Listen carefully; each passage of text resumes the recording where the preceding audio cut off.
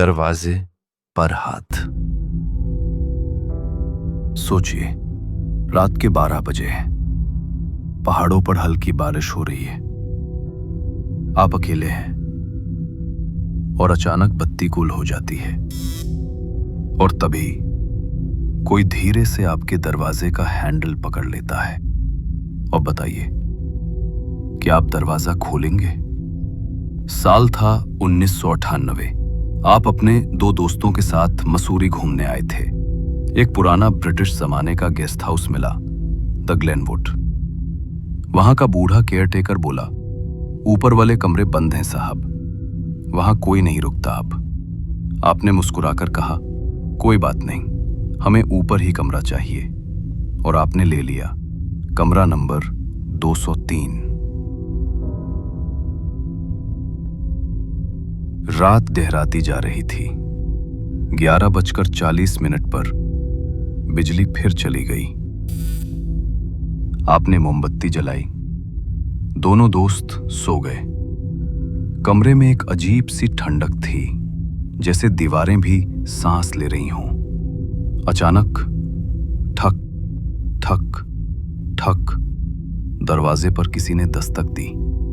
आपने पूछा, कौन? कोई जवाब नहीं। फिर से ठक ठक। अब दिल जोर से धड़कने लगा। आप धीरे धीरे दरवाजे की ओर बढ़े। मोमबत्ती कांप रही थी। जैसे ही आपका हाथ दरवाजे के नॉब तक पहुंचा, बाहर से भी किसी का हाथ उसी नॉब पर था। वो हाथ ठंडा, गीला और जिंदा नहीं लग रहा था। आपने झटके से हाथ पीछे खींचा। मोमबत्ती गिर गई और कमरा अंधेरे में डूब गया। 2 सेकंड की चुप्पी और हल्का सांस का शोर।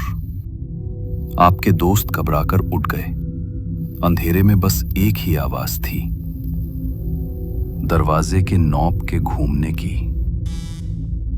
और तभी किसी ने कान के पास से कहा, मुझे अंदर आने दो, मुझे अंदर आने दो।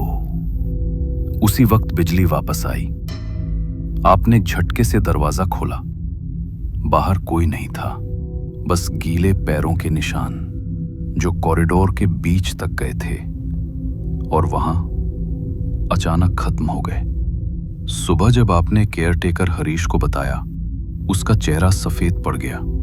साहब, 10 साल पहले इसी कमरे में एक औरत ने खुद को खत्म कर लिया था।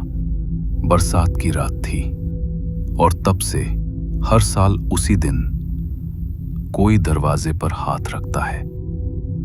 आप उसी सुबह होटल छोड़कर निकल गए, लेकिन आज भी लोग कहते हैं, जब अक्टूबर के आखिरी दिनों में मसूरी में बारिश होती है तो कमरा नंबर 203 के दरवाजे का नॉब अपने आप धीरे धीरे घूमने लगता है।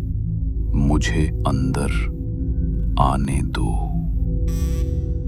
शायद वो अब भी अंदर आने का रास्ता ढूंढ रही है।